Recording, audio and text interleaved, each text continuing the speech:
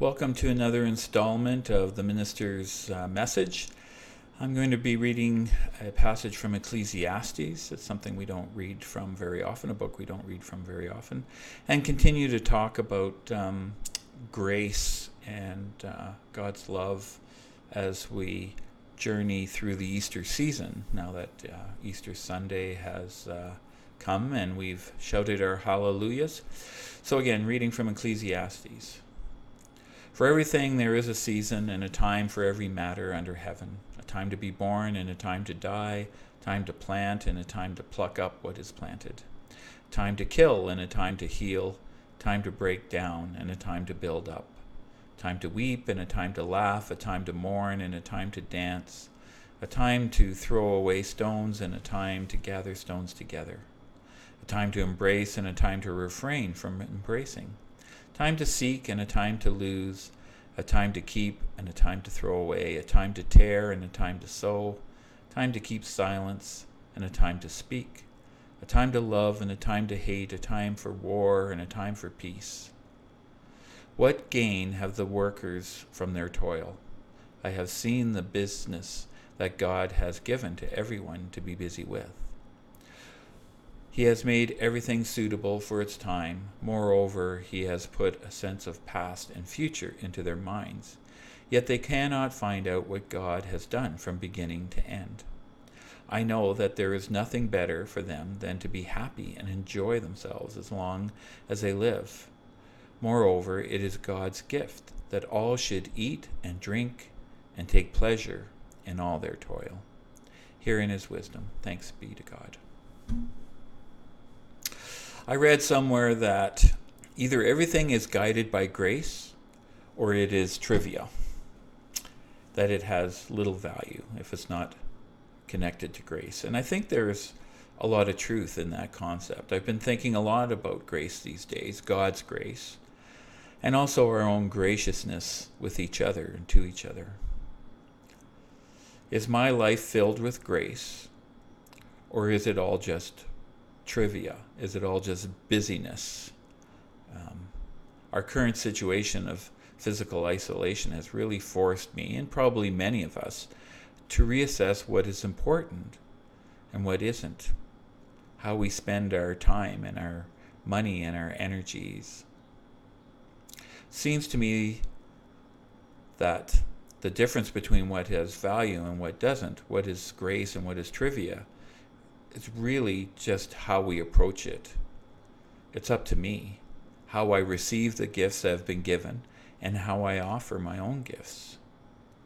Seeing everything as a gift, as grace, changes how I drink my coffee in the morning and look out my window, the sound of a loved one's voice, the Zoom coffee fellowship we had on Sunday. All of it is either grace or trivia and inconsequential. It depends on how we receive it. Do we receive it with gratitude, or do we receive it as a right or just another thing that comes our way? And we are a people who are used to earning, to doing, producing, achieving, having something to show for our efforts. How are you doing? I am so busy. That would be me. The Apostle Paul was definitely a type A high achiever personality. He internalized the urgency of the gospel message. And yet he talks a lot about grace, about how we do not earn or achieve our place in God's kingdom, and even as we are called to contribute to bringing about God's kingdom as a response to grace. I mean, there is an urgency to the gospel. As disciples, we are called to respond. When people are hungry, feeding them someday, feeding them the day after tomorrow, isn't really acceptable. Our discipleship cannot be tempered by convenience. And there is a level of guilt that seems almost unavoidable in ministry and in discipleship generally. It's hard not to feel some sense of guilt. Mission can become a striving, a competition, an achieving exercise than just a response to grace.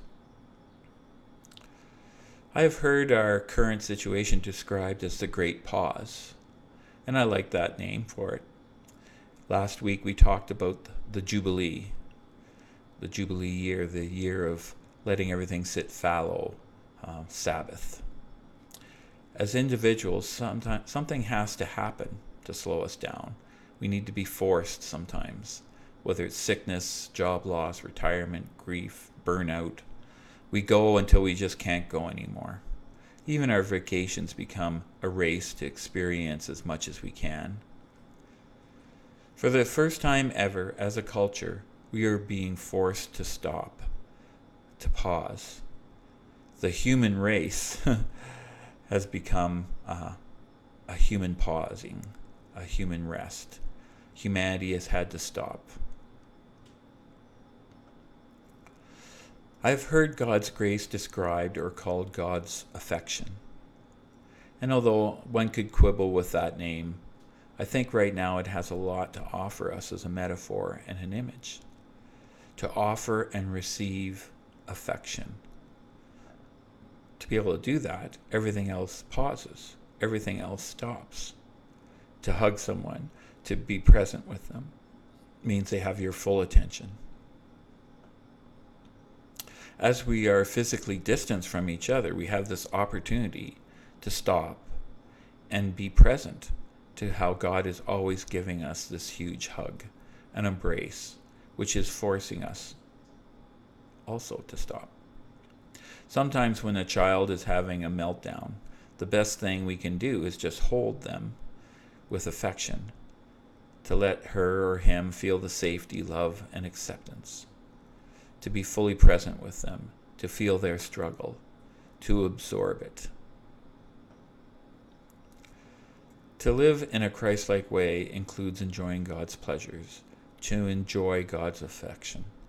All this grace that is being offered to us, to take the time and opportunity to rest in God's embrace. We are not alone, we live in God's world, and we have each other. Thanks be to God.